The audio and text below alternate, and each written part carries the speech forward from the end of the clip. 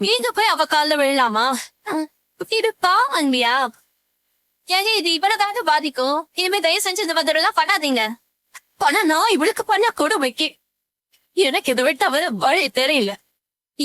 எல்லா டீட்டெயில்ஸும் சொன்னவன் தான் போயா பேசுனது. மக்கள் பேரு கௌதம் வீட்டுல இல்ல. என்னவா நீ 2 பேரும் அங்க இருந்து அவங்க எப்படி விட்டுனீங்க? பெரிய இருந்து சம்மதி வீட்டுக்குள்ளார விழுந்த சத்தத்தை கேட்டுதானே நாங்க 2 பேரும் ஓடுறோம். ஐஸ்வர்யா சீக்கிரமா என் பேர குழந்தைய பெத்து கொடுத்துருவாங்களா சந்தோஷத்துல நான் இருந்தேன். கடைசியில எப்படி எல்லாம் போச்சு. என்னக்கா எது வந்தாலும் கேளுங்கக்கா.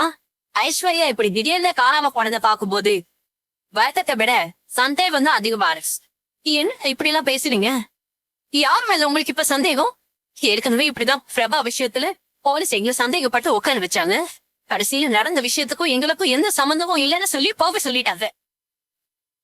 இதோ பாருங்க, இப்போ அந்த அனாமிகா தான் ஏதோ பண்ணிருப்பான்னு எனக்கு தோணுது. அவ சாதாரணமான ஆளே இல்ல. அவன் தான் நான் பேசுறது எதையுமே கேட்க மாட்டேங்கிறானே. கேட்டதுக்கு என்கிட்ட எரிஞ்சு விழுதான் மொக கொடுத்து பேச மாட்டேங்கிறான். இல்ல அவன் மனசு மாறி ஐஸ்வர்யா நல்லபடியா இருந்தா போதுன்னு சொல்லி கிளம்ப சொன்னேன். வேணும்னா நம்ம கோட்டேஸ்வரி கூட கேட்டு பாருங்க. சொல்லுங்க சம்மதி. சித்ரா, நீ மாறினியா இல்லையாங்கிறதுலாம் எனக்கு முக்கியம் இல்ல. ஐஸ்வர்யா காணாம போனதுக்கு உனக்கும் சம்மந்தம் இருப்பேன்னு போலீஸ் மட்டும் விசாரிச்சு கன்ஃபார்ம் பண்ணா நீங்க எந்த பழி பாவத்தை எம்எல்ஏ போட்டாலும் அது ஏத்துக்க நான் தயாரா இருக்கேன். ஏன்னா அவ்வளவு பாவம் பண்ணிருக்கேன். ஒரு பாவி. ஐஸ்வர்யாவுக்கு நல்லபடியா குழந்தை பொறுப்பு. அதை தூக்கி வச்சு கொஞ்சம் உண்மையான ஆசையோடு தான் நான் இருந்தேன்.